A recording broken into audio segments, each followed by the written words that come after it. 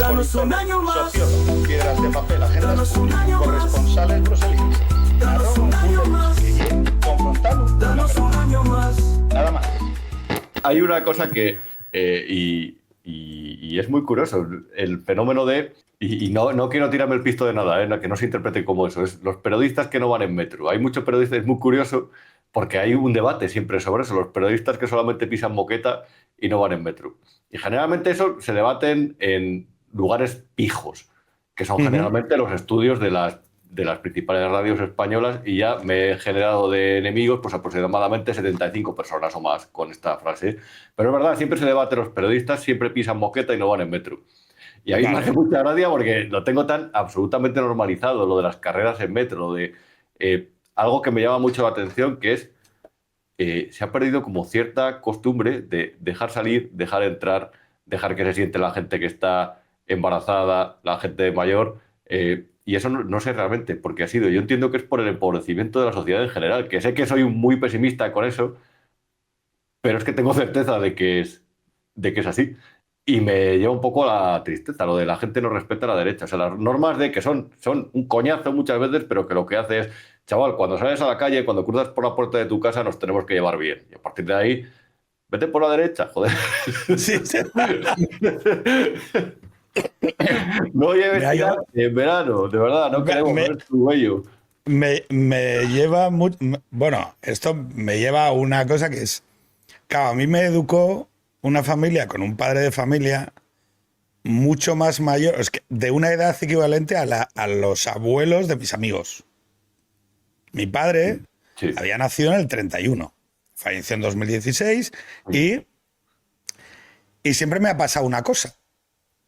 Pero además me ha pasado una cosa muy rara, que es que se me educó en un classical views, ¿no? O sea, en una visión de conjunto clásica, donde había como normas de la casa que no eran ni siquiera normas expresadas, eran como elementos contextuales de este es el sentido común de los tiempos.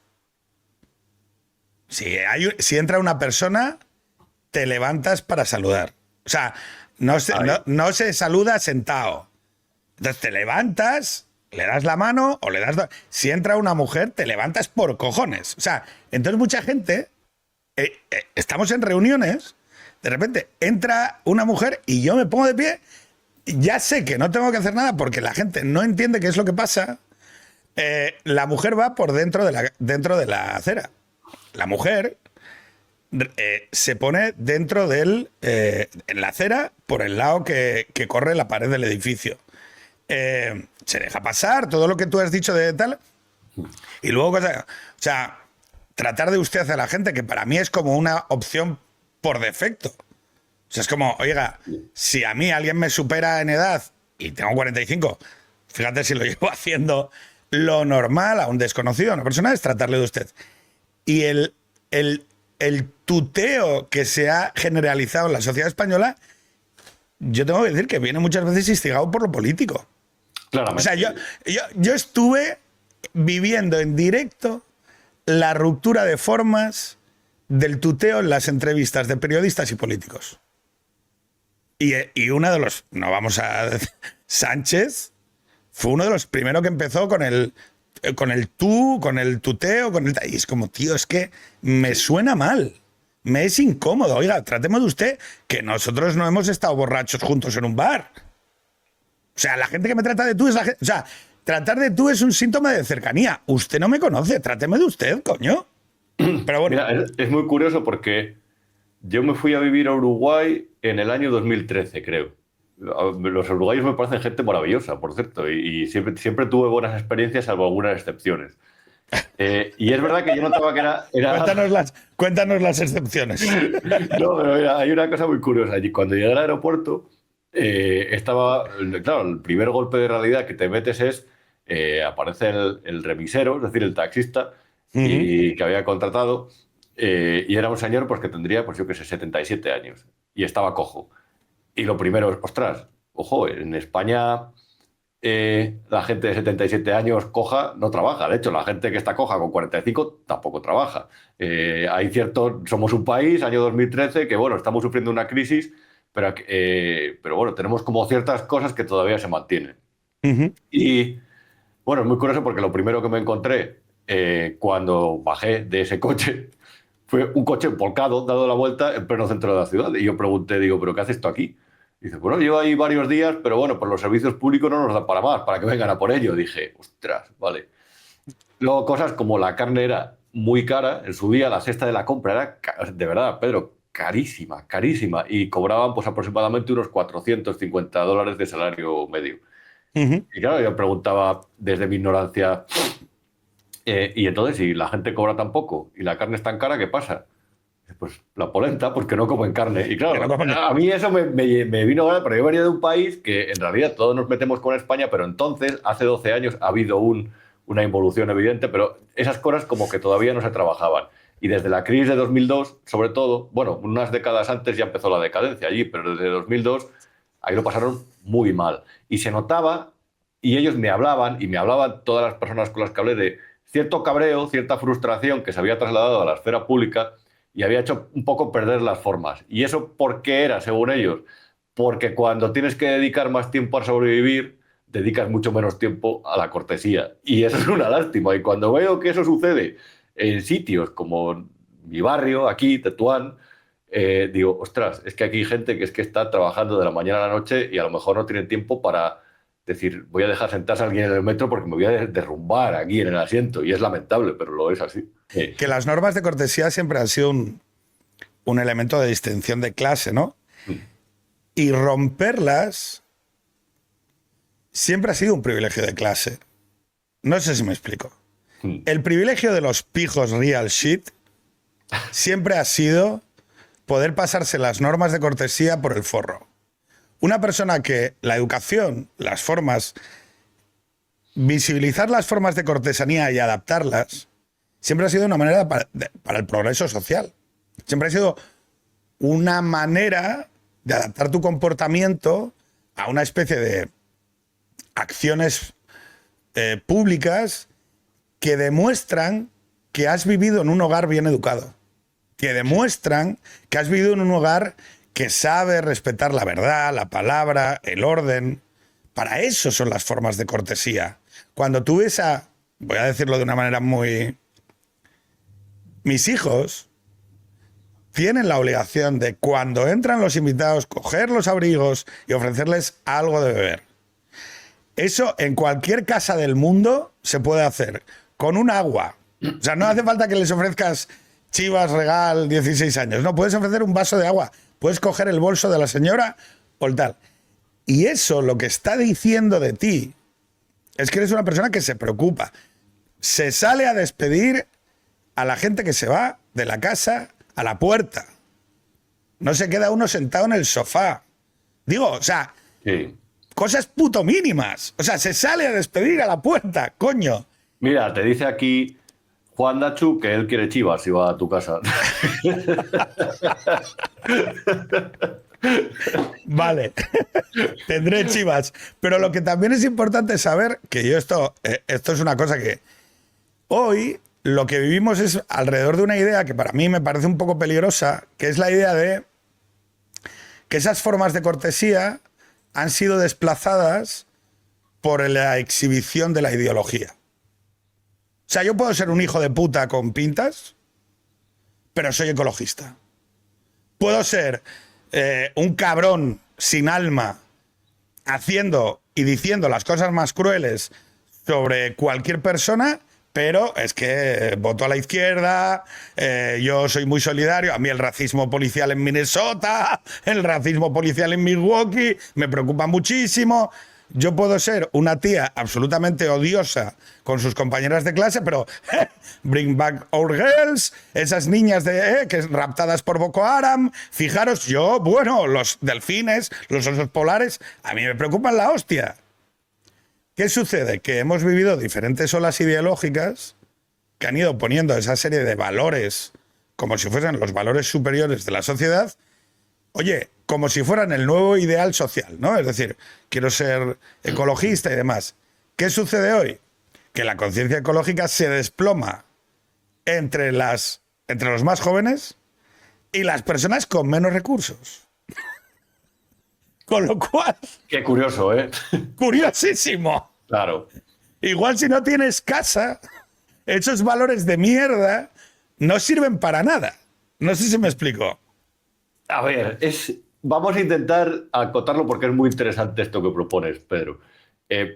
Sabes que la izquierda siempre ha amado a Rousseau, es decir, y el mito del buen salvaje era como básicamente un alegato de fe en la humanidad que luego no han cumplido en absoluto, porque en realidad Rousseau y Marx son completamente diferentes, son el agua y el aceite. El buen salvaje era básicamente el ser humano o la persona, el homínido, que está en la naturaleza y que no entiende de comportamiento social, tenderá a seguir unas normas éticas sin artificio y a comportarse de forma noble, sin codicia, vivir en armonía con la naturaleza y ser una especie de persona ecorresiliente.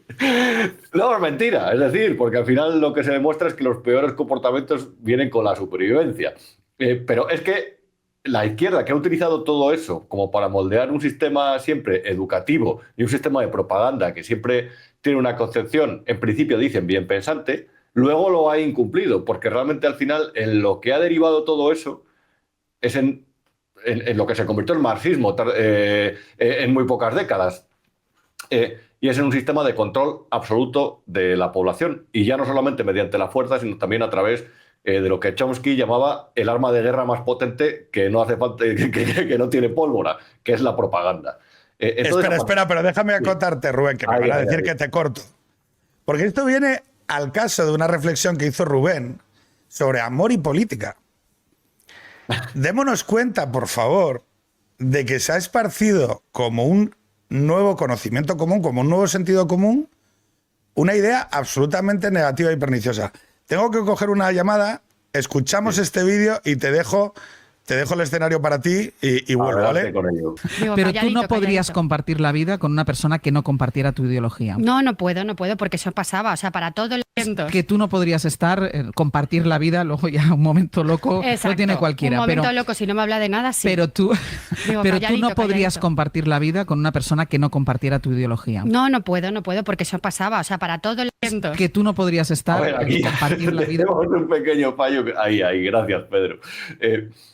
Esto es un poco lo que venía a decir, es decir, la sublimación o la peor consecuencia de esta ideología, de toda esta superioridad moral, la que considera que por el mero hecho de creer que son ciertos, verdaderos y legítimos, o que tienen la superioridad moral, determinados enfoques sobre el ecologismo, sobre los seres humanos, sobre determinados movimientos sociales, eso te convierte en mejor persona. Este ejemplo, este vídeo es especialmente ilustrativo al respecto de eso. ¿Por qué?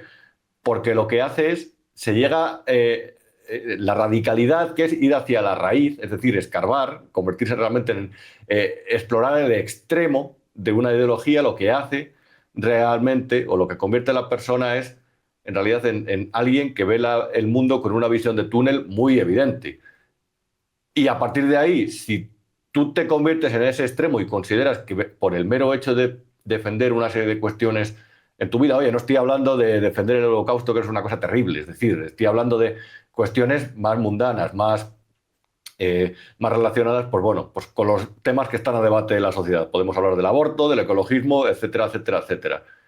Hay gente que piensa que por el mero hecho de defender eso es buena persona. Y a mí me parece bien, fantástico, que cada cual intente saldar sus cuentas consigo mismo como considere oportuno, si eso le conviene, si eso le implica que va a vivir o le garantiza vivir más tranquilo. Tiene todo el sentido del mundo. Es decir, si tú crees que vas a vivir tranquilo considerando que eres una buena persona, perfecto, ya tú, cada cual aquí sobrevive como bien puede. El problema de esto, el problema de la Salva Carrillo y compañía, es que consideran que quien piensa lo contrario es una mala persona. Y al final lo que acaba haciendo eso es que ven a una persona, por ejemplo, que a lo mejor, pues es un ejemplo perfecto, a lo mejor es de derechas por alguna cuestión, como por ejemplo, que tiene una opinión diferente sobre un tema como el aborto, y yo tengo una opinión bastante progresista del aborto, es decir, no soy sospechoso de esto, aunque con un dilema moral que no puedo resolver después de un debate interno y de muchas lecturas durante años. Pero eso no significa que cualquiera de las posturas sean relativas a o identifiquen con una buena o con una mala persona. En este caso es muy evidente y creo que refleja muy bien el pensamiento de la izquierda nacional, en el que han llegado a considerar a las personas de derechas por el mero hecho de disentir sobre cuestiones sobre el ecologismo, que realmente no implica querer que se quemen los bosques, que realmente no implica querer pasar más calor en verano, que no implica cuestionar, simplemente implica oponerse al discurso mayoritario que es absolutamente chiflado. Y digo chiflado y lo digo con todas las de la ley, es decir, el mero hecho de que tú estés intentando pasar el verano, intentando pasar el calor y que te dibujen mapas del tiempo como si estuviera ardiendo todo alrededor, como si estuviéramos en una especie de Tierra Media, el mero hecho de que haya 25 minutos de cada informativo cada mes de julio, de cada uno de los 3 informativos que se emiten al día en cada cadena, hablando del calor y no solamente del calor, que es una cosa normal, sino hablando de todo lo que hemos hecho mal para pasar tanto calor hoy, el mero hecho de cuestionar simplemente ese enfoque informativo o el mero hecho de cuestionar determinadas medidas que son especialmente expeditivas, eso en realidad no te convierte en ningún radical, ni mucho menos te convierte en una mala persona. Pero es el debate que han intentado imponer, porque evidentemente cuando esas posturas se radicalizan, cuando te toca gobernar al respecto, lo vas a hacer con la legitimidad de tu parte y lo vas a hacer contra las malas personas. Por lo tanto, las personas que te están apoyando porque consideran que son las buenas, que son las que están contigo, van a presionar muy fuerte y van a respaldar medidas que son absolutamente irracionales en algunas ocasiones. Y aquí tenemos múltiples casos a este respecto. Es muy curioso porque yo no sé qué opináis. Os leo por aquí por el chat, estoy leyendo vuestros comentarios. Mira, por ejemplo, María Macarena Blanco dice: me parece muy intolerante y, como ha dicho Rubén, propio de visión de túnel. Bueno, aquí dice Juanjo una cosa que a lo mejor también cuesta un poco rebatir, porque dice: el problema de Alba Carrillo es que es más tonta que una piedra. Bueno, no lo sé, pero la verdad es que para pensar eso y para defender eso tampoco hace falta tener muchas luces, la verdad. El caso es que esto es muy curioso porque lo hemos vivido, hay como una especie de españolización de este fenómeno. Y me explico. Quien haya vivido o quien tenga amigos o quien por lo menos haya estado al tanto de lo que sucedió a partir de 2010 en Cataluña, en algunos lugares de Cataluña, verá perfectamente que es exactamente el mismo comportamiento. Cuando se utilizaba la palabra botifler para hablar de alguien, en primer lugar, que disentía del concepto de la independencia y, en segundo lugar, de quien disentía de la visión predominante en aquel momento sobre cómo abordar el independentismo, no es que se le llamara persona que disiente. Ni siquiera se le llamaba disidente. Lo que se decía es que era un traidor. Una mala persona. Un traidor es una mala persona, es un desertor, es alguien que no es de fiar, es alguien con el que no te irías a la guerra porque no confiarías en que te cubriera cuando toca, el que ayudara a salvar tu vida o ayudara a que no te pegaran un tiro. Un traidor es de las peores cosas que te pueden llamar en esta vida. Alguien que no es de fiar, que no tiene palabra, que no tiene honor. Ahí se llevó a las personas, solamente ahí, a las personas que disentían del punto de vista, al propio Junqueras, que terminó en la cárcel, le llamaban traidor por no amparar a Carles Puigdemont en determinadas teorías que defendía, cuando fue Puigdemont el que se fugó y este señor pagó con pena de cárcel por lo que hicieron, por aquel golpe de Estado catalán de 2017. Pero ahí se impuso un ambiente o una especie de doctrina que lo que llevaba es a considerar como traidores, como desagradecidos, como ingratos, como mala gente a quien estaba en contra de esa independencia. Y a eso contribuyó, y es una de las cosas más relevantes en este sentido, el dinero público, el dinerito público. Vosotros sabéis que siempre que hago un vídeo o siempre que hago un artículo, sabéis que me leéis en El Independiente todos los días. Y hago los vídeos para los programas para B1 con Jano, y siempre os hablo de dinero, porque creo que me parece lo más relevante. Entonces, por ejemplo, nos ponemos a ver, en los últimos años, en TV3, que es la Corporación Catalana de Medios Audiovisuales, se ha metido 360 millones de euros de dinero público Bueno, 360 millones de euros garantizados de presupuesto. Hay matices sobre eso. 360 millones. TV3 y Cataluña Radio fueron evidentemente y sin ningún tipo de discusión el principal altavoz del independentismo. Y nos hacía mucha gracia los cortes de Pilar Rahola o Empar Moliner volviéndose locas con argumentaciones que eran absolutamente chifladas, pero que llegaban a una parte de la sociedad. Y reitero, no solamente esto se vio en TV3, ese mensaje que terminó por... Es muy curioso porque, por ejemplo, yo analizaba en su día unos informes del Consejo Audiovisual de Cataluña, que también tiene tela eso, en los que se hablaba del tiempo que dedicaba los informativos de TV3 a cada tema. Durante todos esos años, la independencia, ellos lo llamaban el problema el conflicto político, que ya era simplemente dar por buena la narrativa de que existe un conflicto ahí y que no simplemente la acción de unos partidos independentistas que para encaramarse al poder durante la crisis emprendieron una especie de marcha hacia alguna parte para continuar en el gobierno y para mantener su sistema clientelar, que es el que les garantiza asientos y garantiza determinados silencios, por ejemplo, sobre cuestiones como la del 3%. El caso es que durante todos esos años, esos informes del CAC, y esos los podéis encontrar, siempre os animo a ver la fuente original, decían que el conflicto político de Cataluña había sido lo más hablado en los informativos de TV3 mañana, tarde y noche. La gente en Cataluña comía y cenaba la audiencia de TV3, que no es una televisión autonómica cualquiera, porque había meses que tenía el 20% de audiencia, tiene una audiencia buenísima, pero la gente escuchaba sobre independencia todo el rato. Pero es muy curioso porque, por ejemplo, había temas como, se hablaba más en esos informativos del caso Gürtel o el caso Púnica, que para mí son lamentables igualmente, que del caso de los Pujol, que por cierto todavía está por juzgar, con el juicio convocado para otoño, pero que todavía no se ha convocado. Claro, así se manipulaba. No sea que hubiera alguien allí que fuera a pensar que un gran defensor de la independencia, como Jordi Pujol, era mala persona. No, hombre, eso se contaba un poco de tapadillo. De hecho, se contaba tan poco que tenías que tener muy buena fortuna para poner la televisión y que estuvieran hablando de Pujol. Y así pasó. Y así se fue configurando un sistema que dividía en buenas personas a los independentistas, a los que luchaban por la libertad contra el opresor. Claro, a ti te venden esta batalla como una especie de acción en la que una gente que está oprimida, que no tiene derechos, que no puede ni siquiera hablar, eso se lo llegaron a creer. Batalla como, ojo, estamos luchando contra España, ahí está Pedro de nuevo, que nos está arrebatando los derechos.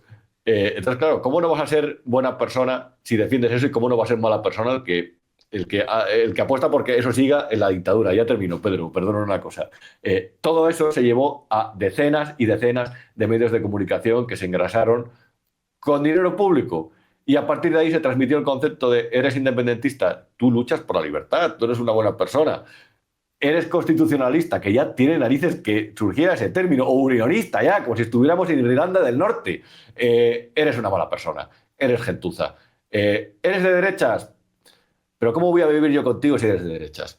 Es que es terrible, es tan radical, tan casposo y tan propio de fundamentalismo. Esto es peor que los talibanes. Pero ahí están. Y todo eso se paga con el frufrur de todos. Estos discursos no son gratis. Mira aquí la gente diciendo, es la primera, puede ser la primera vez que Pedro está en un podcast sin hablar más de 10 minutos. Puede ser que apunten ustedes en sus libretitas la fecha de hoy como el día en el que Pedro no habló en un podcast durante 10 minutos. Oye, Copy, mira, como dicen en los podcasts de la cadena SER, de todos estos, de Nara Álvarez y demás, Pedro, voy a emprender a partir de ahora un proceso de escucha activa. Así que... Me gustó mucho porque el otro día... El otro día salió un comentario... Hermano, el otro día salió un comentario diciendo, mira a Rubén cómo hace escucha activa. Y yo pensando, joder, qué bien, tío. O sea, maldición, maldición, santo cielo. Yo respeto, de verdad, valido tus ideas y tu forma de pensar. Se dice así también, ¿no? Válido, válido. O sea, válido. Danos un año más. Socios, piedras de papel ajenas, Danos un año más. corresponsales.